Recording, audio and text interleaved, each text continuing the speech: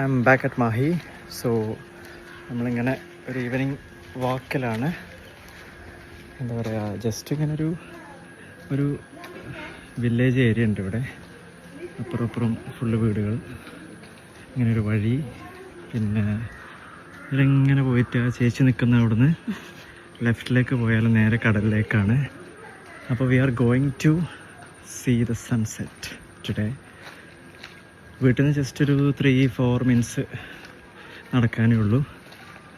Okay, നമ്മളിങ്ങനെ പോയിതാ ഈ വീടിൻ്റെ സൈഡിലൂടെ പോയാൽ ആ കാണുന്നതാണ് കടൽ. ഓക്കെ, കുറേ കുട്ടികളവിടെ കളിക്കുന്നുണ്ട്.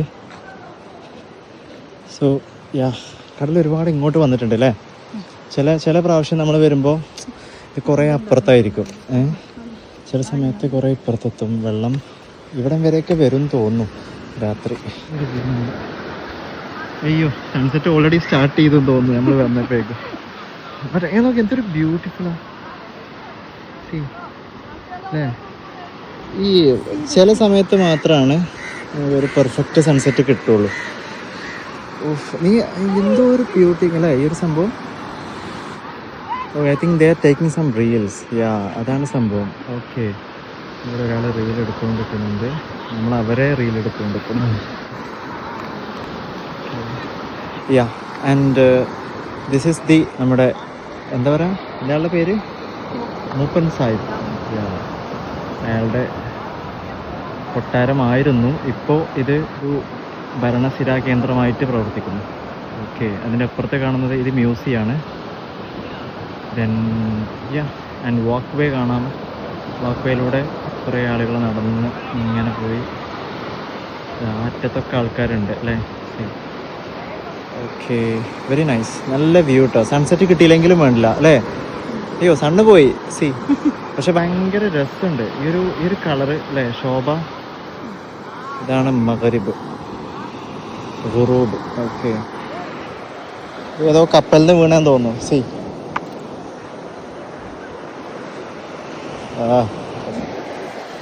ഈ മരത്തുമ്മ കയറി നിൽക്ക്, തിരമാല അതിൻ്റെ അടിയിലൂടെ പോയിക്കോളും.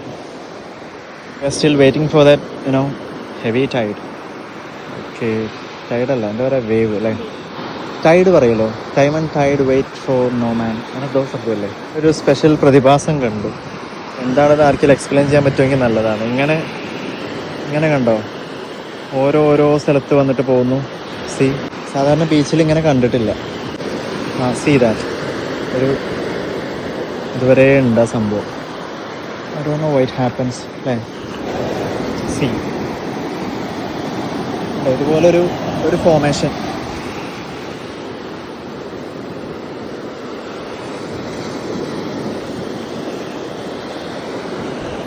ഈ പാട്ട് നമ്മൾ കടൽക്കരയെന്ന് പാടണം. ലൈക്ക്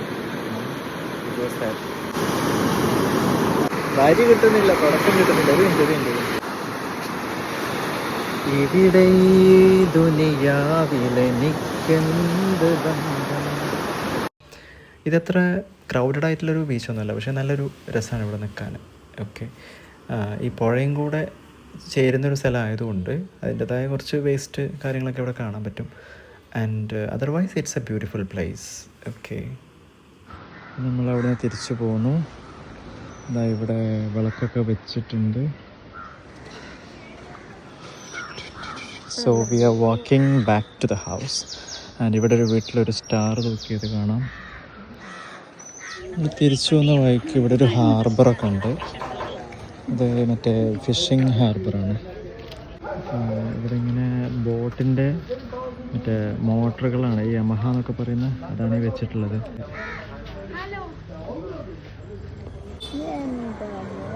തിരിച്ചു വന്ന വഴിയിൽ നമ്മുടെ ഒരു നെയ്ബറായിട്ടുള്ള സുജാതേച്ചിനെ കണ്ടു. അവർ നമ്മളെപ്പോൾ കണ്ടാലും കുറേ നേരം സംസാരിക്കും. അങ്ങനെ അതൊക്കെ കഴിഞ്ഞ് തിരിച്ച് വീട്ടിലേക്ക് പോവുകയാണ്. ഒരു സ്റ്റാർ കുറേ ആയിട്ട് ഇങ്ങനെ ഒറ്റയ്ക്ക് കാണുന്നുണ്ട്. സ്റ്റാറാണോ പ്ലാനറ്റാണോ എന്നറിയില്ല. ഓക്കെ, സോ ഇനി നിസ്കരിക്കണം, പോകണം. അപ്പോൾ പണ്ടാരോ പറയുന്ന പോലെ നമ്മൾ തമ്മിലുള്ള ബന്ധം അതുപോലെ തന്നെ പോട്ടെ പഠിച്ചോണേ. ഞാൻ തൽക്കാലം ഈ പള്ളിയിൽ കയറി ഒന്ന് നിസ്കരിക്കുന്നുണ്ട്. ബുദ്ധിമുട്ടില്ലല്ലോ. വർഷങ്ങൾ ഒരുപാടെടുത്തു ആ പറഞ്ഞ വാക്കിൻ്റെ അർത്ഥം മനസ്സിലാവാൻ. See you next time.